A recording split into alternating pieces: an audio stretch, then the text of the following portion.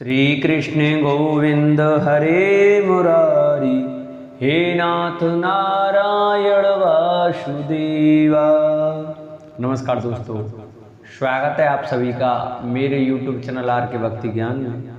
भक्तों, आज की वीडियो में हम आपको हरिवंश महापुराण के 10वें अध्याय की कथा सुनाएंगे, जिसमें कि श्री कृष्ण के द्वारा गिरि यज्ञ एवं गौपूजन का प्रस्ताव करते हुए शरद ऋतु की वर्णन सुनाया जाएगा। तो सभी भक्तजन हमारी कथा को श्रद्धा व प्रसन्न मन से सुने, क्योंकि हरिवंश महापुराण की कथा सुनने मात्र से पुत्र रत्न की प्राप्ति होती है।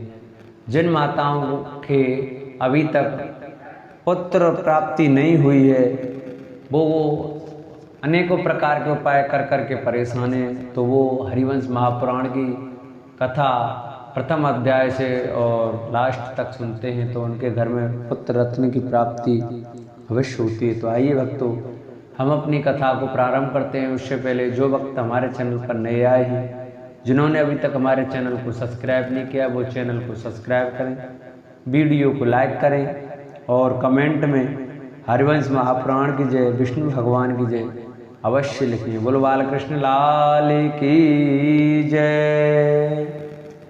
नारायणं नमस्कृत्य नरं चैव नरोत्तमं देवीं सरस्वतीं व्यासं ततो जयमुदीरयेत्।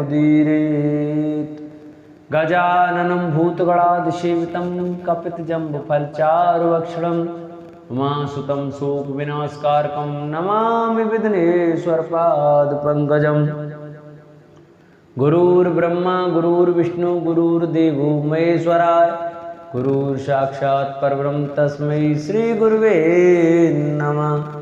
अखंडमंडलाकारं व्याप्तं येन चराचरं तत्पदं दर्शितं येन तस्मै श्री गुरुवे नमः। वैशंपायन जी कहते हैं, जन्मेजय, इंद्र महोत्सव को स्वीकार करने के संबंध में उस बड़े हुए गोप का वचन सुनकर इंद्र के प्रभाव को जानते हुए भी श्री कृष्ण ने यह बात कही, आर्य, हम लोग वन में रहने वाले गोप हैं और सदा गोधन से अपनी जीविका को चलाते हैं। अतः आपको मालूम होना चाहिए कि गौएं, पर्वत और वन ये हमारे देवता हैं।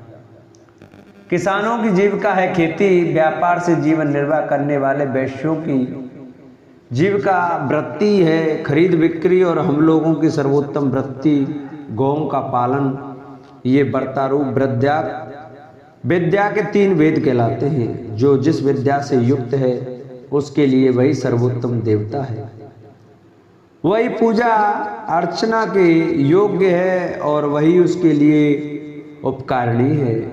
जो मनुष्य एक व्यक्ति से फल पाकर उसे भोगता है और दूसरे की पूजा आदर सत्कार करता है, वह इस लोक को और परलोक में 2 अनर्थों का भागी होता है।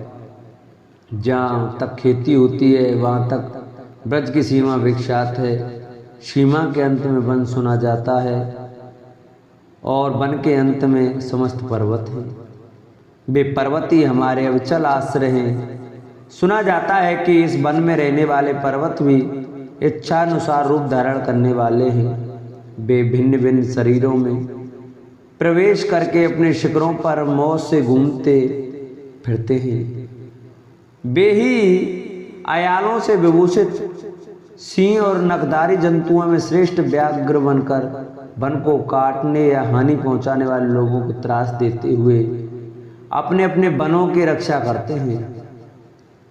जब वन के आश्रय में रहकर जीवन निर्वाह करने वाले लोग इन वनों या वन देवताओं को हानि पहुंचाते हैं, तब वे काम रूपी देवता राक्षसोचित हिंसा कर्म के द्वारा उन दुराचारी मनुष्यों को निश्चय ही मार डालते हैं। ब्रह्मलोक मंत्र यज्ञ में तत्पर रहते हैं। किसान सीता यज्ञ करते हैं, अर्थात खेतों की अच्छी तरह जोतते हैं और हल जोतने से जो रेखा बन जाती है उसकी तथा हल की पूजा करते हैं। तथा गोपगण गिरि यज्ञ करते हैं। अतः हम लोगों को इस वन में गिरि यज्ञ करना चाहिए। गोपगण, मुझे तो यही अच्छा लगता है कि गिरि यज्ञ का आरंभ हो। श्वेत वासन आदि कर्म करके वृक्षों के नीचे अर्थात पर्वत के समीप किसी सुखद स्थान पर पवित्र पशुओं को एकत्रित करके उनके पास जाकर उनका विस्तार पूर्वक पूजन किया जाए और एक शुभ मंदिर में सारे ब्रज के दूध का संग्रह कर लिया जाए। इस विषय में आप लोग क्या विचार कर रहे हैं? फिर शरद ऋतु के फूलों से जिनके मस्तक का श्रृंगार किया गया हो, ऐसी समस्त गौएं गिरवर गोवर्धन की दक्षिणावर्त परिक्रमा करके पुनः ब्रज में जाएं। इस समय प्रमोदपूर्ण रमणीय शरद ऋतु आ गई है, जबकि जल और घास गौओं के लिए स्वादुता के गुणों से संपन्न हो जाते हैं। अब जलाशयों में पानी बरसाने वाले बादल छट गए।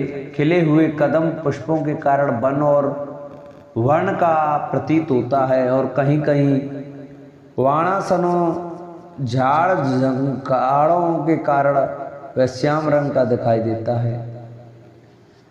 अब घासें कोमल नहीं रही, कुछ कठोर हो गई हैं। वन में मोरों की मधुर वाणी नहीं सुनाई देती है। आकाश में जलमल बलाका और विद्युत से रहित बादल दंती हाथियों के समान बढ़ रहे हैं।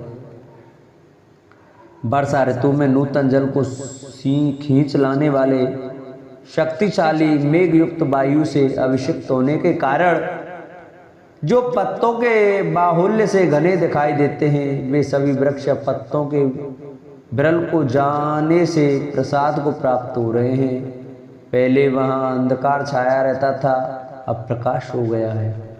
इस समय आकाश मूर्धाभिषक्त राजा के समान जान पड़ता है। सफेद बादल ही उसकी श्वेत पगड़ी या उज्ज्वल मुकुट है। हंस रूपी श्वेत चवर के द्वारा मानो उसके लिए हवा की जाती है तथा पूर्ण चंद्रमा ही उसका निर्मल छत्र बनकर शोभा पाता है। वर्षा काल बीत जाने पर सारे जलाशयों के जल क्रम से तीक्ष्ण होते जा रहे हैं, मानो हंसों ने उनकी हंसी उड़ाई हो और सरसों ने उनकी निंदा की हो। इसी खेत से उनमें कृष्णा आ गई है। समुद्र दामिनी नदियाँ हंसरूप हाथ से सुशोभित हों अपने पति समुद्र के पास जा रही हैं। चक्रवाक के जोड़े उन युगल प्रोज से जान पड़ते हैं और दोनों तट नितंब मंडल की शोभा धारण करते हैं। रात के समय जलाशयों के जल में अगणित कुमुद खिल उठते हैं और आकाश असंख्य तारकाओं से चित्रित हो जाता है। वे दोनों मानो एक दूसरे के प्रति गर्व सा प्रकट करते हुए कहते हैं कि मेरी शोभा तुमसे कम नहीं है। जिनमें मदमत्त पुरुषों की भांति कौच पक्षियों की मधुर बोली गूंज रही है। जहाँ पके हुए धान की बालें पीली साड़ी में सजी हुई सुंदर पलियों की भांति अपने श्वेत पीत प्रभा बिखेर रही है।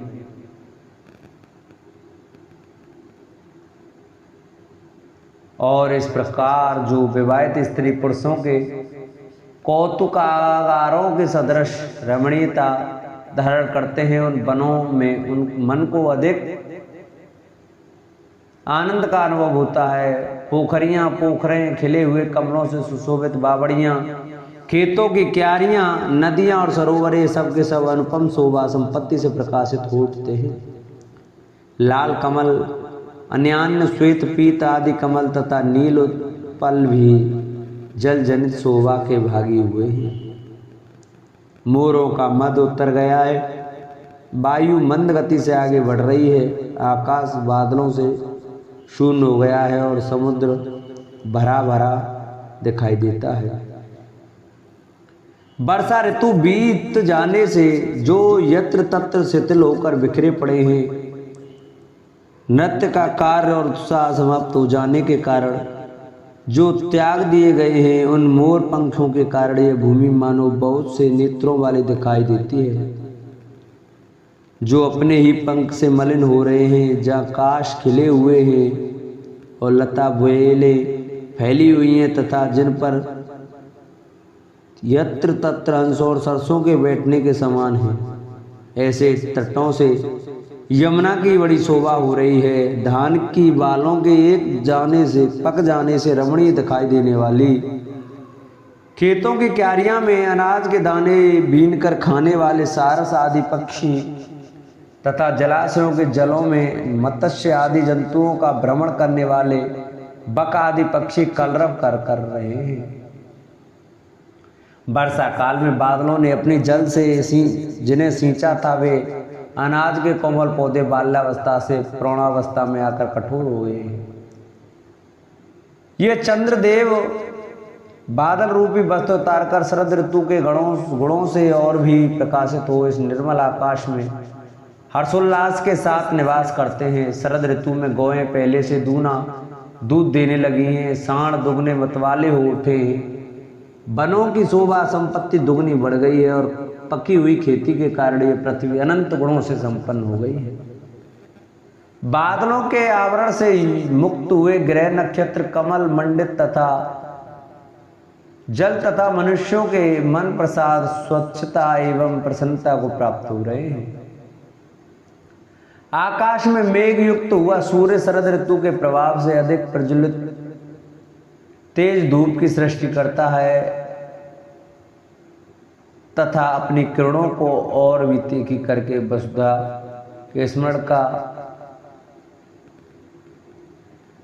के रस का शोषण कर रहा है। भूतल का नरेश अपने सैनिकों से उनके अस्त्रों का मार्जन करवा कर उन्हें साथ ले विजय की इच्छा से एक दूसरे के राष्ट्र की ओर जा रहे हैं। बंधु जीव बंदूक के लाल फूलों से सुशोभित हो जो सब ओर से लाल लाल दिखाई देते हैं तथा जिनकी कीचड़ सूख गई है, ऐसी विचित्र एवं कमनीय वन श्रेणियों में उनकी शोभा निहारने के लिए मन आसक्त हो रहा है। वन की शोभा बढ़ाने वाले असन, चितवन, कोविदार, वाणासन, निकुंभ, प्रियक और सुवर्णक नाम वाले वृक्ष वनों में फूलों से लदकर अधिक शोभा पा रहे हैं। केत की केवड़े के वृक्ष भी सब ओर खिले हुए हैं। श्रमर एक प्रकार के मृग और उल्लू भी सर्वत्र सानंद विचरते हैं। दूध दही के मटों या घड़ों से जो माखन आदि डाले जाते हैं, वे ही जिनकी हंसी है। उन ब्रजों एवं गोष्ठों में तो शरद ऋतु मूर्तिमान सुंदर युवती की भांति घूम रही है। निश्चय ही देवता लोग इस समय देवश्रेष्ठ भगवान गरुड़ को, जो वर्षा काल में सुखपूर्वक शयन कर चुके हैं, जगा रहे हैं। वर्षा बीत जाने पर ऐसी सुंदर खेती से सुशोभित शरद ऋतु का शुभागमन हुआ है। इस समय मेघ के समान, नीले चंद्रमा के समान, श्वेत तथा सूर्य के सदृश सुनहरे रंग वाले बहुत से पक्षियों ने जिसे बहुरंगा बना दिया है, जो विविध प्रकार के फलों और नूतन पल्लवों से घना हो रहा है। और इसलिए जो इंद्रधनुष से युक्त श्याम मेघ की सी शोभा धारण करता है, जिसके वृक्षों की एक एक शाखा घर के समान जान पड़ती है, जो लता और बल्लरियां से भली भांति अलंकृत है, जिसका विशाल मूलभाग बहुत दूर तक फैला हुआ है तथा जो वायु के विस्तार से सुशोभित होता है, वह गोवर्धन पर्वत ही हमारा देवता है। हम उसकी तथा इन गौओं की विशेष रूप से पूजा करें। गायों के सींगों में मुकुट और मोर पंख के समान बने हुए आभूषण बांधे जाएं, उनके गले में बड़ी घंटियां लटका दी जाएं और ब्रज के कल्याण के लिए शरद में सुलभ होने वाले पुष्पों द्वारा गौओं की पूजा की जाए। साथ ही गिर यज्ञ आरंभ कर दिया जाए। देवता लोग इंद्र की पूजा करें और हम लोग गिरिराज गोवर्धन की। यदि आप लोगों का मुझ पर प्रेम है और यदि हम लोग एक दूसरे के तैसे सुहृद हैं, तो मैं आपके द्वारा हठ एवं बलपूर्वक गो यज्ञ कराऊंगा। गौ सदा ही सबके लिए पूजनी है, इसलिए संशय नहीं। यदि मेरे समझाने से आपको प्रसन्नता होती हो तो आप लोग अपने अपने ही वैष्णव अभ्युदय के लिए मेरी इस सच्ची बात को बिना विचारे मान लें और इसके अनुसार करें। बोलो हरिवंश महापुराण की जय। इस प्रकार से हरिवंश महापुराण के अंतर्गत हरिवंश पर्व विष्णु पर्व में शरद वर्णन विषयक 10वां अध्याय पूर्ण हुआ। बोलो हरिवंश महापुराण की जय। बोलो विष्णु भगवान की जय। बोलो बालकृष्ण लाल की जय। जिन भक्तों को हमारी यह कथा, हमारी वीडियो अच्छी लगी हो, वो हमारी वीडियो को ज़्यादा से ज़्यादा शेयर कर, चैनल को सब्सक्राइब करें, वीडियो को लाइक करें और कमेंट में हरिवंश महापुराण की जय, बालकृष्ण लाल की जय अवश्य लिखें। बोलो कृष्ण कन्हैया लाल की जय। जय जय श्री राधे